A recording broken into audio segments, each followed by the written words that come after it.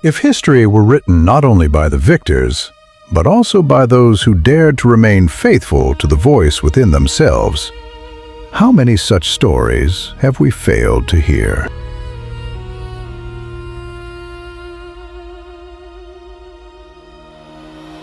History is often told through the names of empires: Rome, Byzantium, France, England.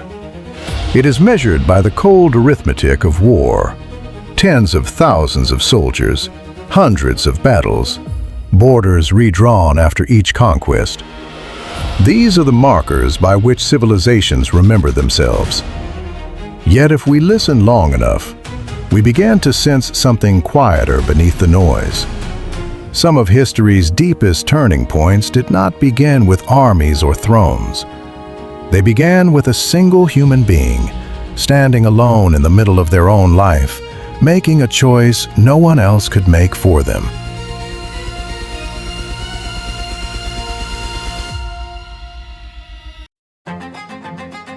From the 1st century to the modern age, history has not been shaped only by visible power. It has also been changed by those who chose to remain faithful to the voice within, even when that faithfulness made them fragile, isolated, or misunderstood. These people did not always win. Many of them did not survive. Yet their inner choices continued to move through time, long after their bodies were gone. Around the beginning of the Common Era, in Nazareth, a small, unremarkable town in Galilee, where only a few hundred families lived by carpentry and farming, Mary grew up far from the centers of power. There were no schools of philosophy, no courts, no libraries. Her world was shaped by daily labor, prayer, and silence. She possessed no formal education, no social status, no authority of any kind. When the call came, it did not arrive with spectacle or force, and she did not respond with strategy, calculation, or argument. She answered with a single word: yes. A decision made in privacy, witnessed by no crowd, recorded in no Roman archive. Yet that quiet consent became a spiritual axis around which centuries of Western thought, art, and belief would turn. History sometimes changes direction, not because of shouted commands, but because of an obedience no one sees. Nearly 400 years later, in a city where knowledge had once been considered the light of humanity, reason itself began to appear dangerous.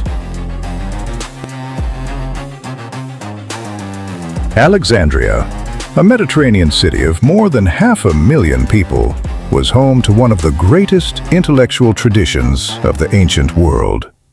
Its library had once housed hundreds of thousands of manuscripts: mathematics, astronomy, philosophy, medicine. In this environment stood Hypatia, a teacher of mathematics, astronomy, and philosophy.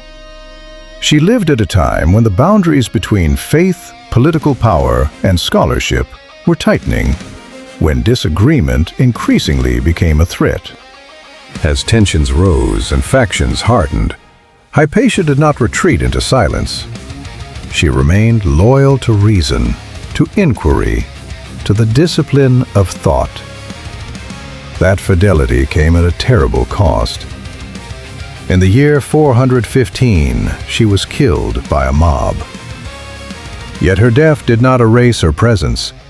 Instead, it marked a lasting reminder that independent thought has always carried a price, and that its value does not disappear when a life is taken. As the world entered the Middle Ages, it became increasingly divided between faith and knowledge, devotion and inquiry. Many believed that one had to choose, but some individuals quietly refused such divisions. In the 12th century, in Bermersheim in Germany's Rhineland, Hildegard of Bingen lived behind the stone walls of a monastery. Outwardly, her life appeared confined. Inwardly, it was vast.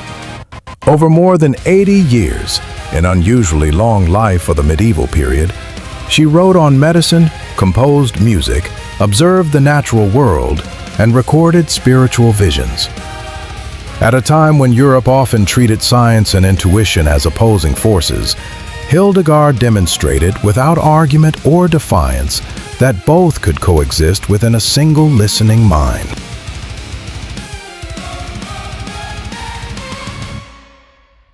Not all power, however, allows a person to remain intact. In the same century, in Aquitaine, one of the wealthiest regions of France, Eleanor entered the heart of European power. She became queen of 2 kingdoms, mother of 10 children, and a witness to decades of political upheaval. Courts were lavish, alliances were fragile, marriages were instruments of strategy. Yet within this machinery of power, Eleanor did not disappear. In a world where women were often reduced to symbols or bargaining tools, she preserved her inner freedom and her own voice. Her strength lay not in domination, but in refusing to be erased. At times, history shifts because of someone too young to be trusted, yet too honest to turn away from an inner call. The 15th century brings us to Domremy, a small village of only a few hundred inhabitants near the French border. Here, among fields and a modest church, a girl named Joan grew up far from centers of learning or command.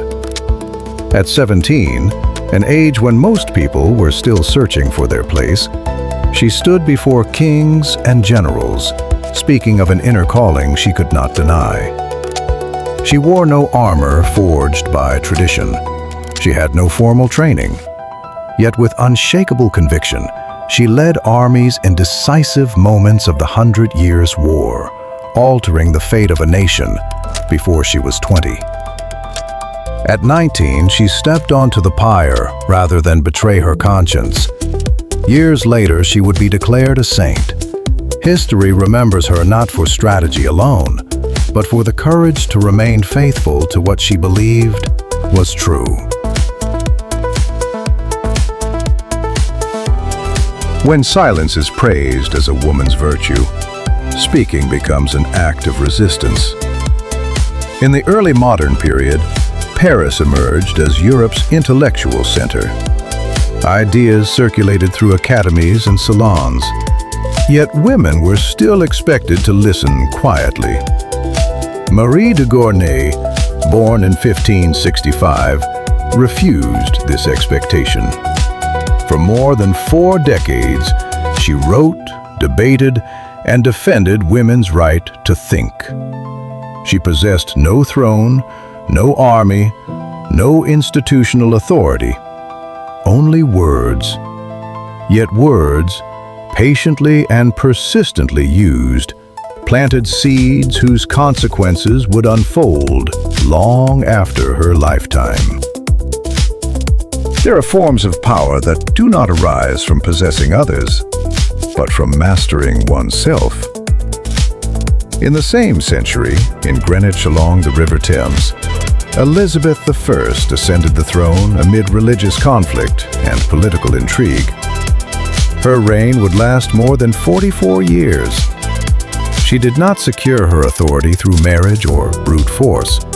Instead, she relied on self-command, inner discipline, and the ability to stand alone when necessary. In an era that equated power with possession, Elizabeth demonstrated another model: authority grounded in restraint.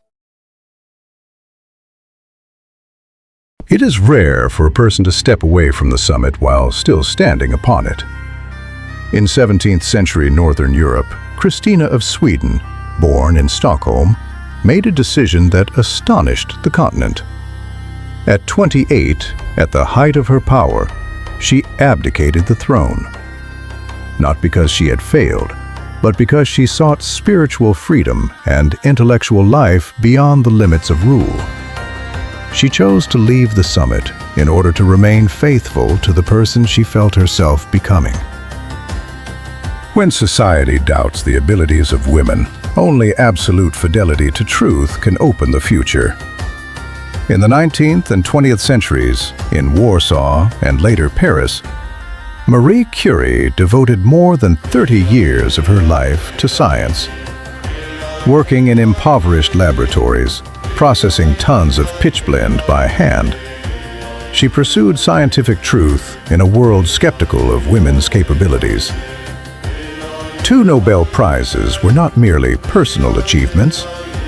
They stood as testimony to the power of perseverance rooted in inner conviction.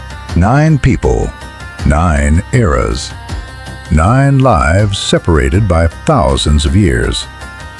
Yet they converge at a single point. Each changed history not through inherited power, but through unwavering fidelity to an inner choice. And if history can change direction through a single inner choice, which choice in your own life is waiting to be heard?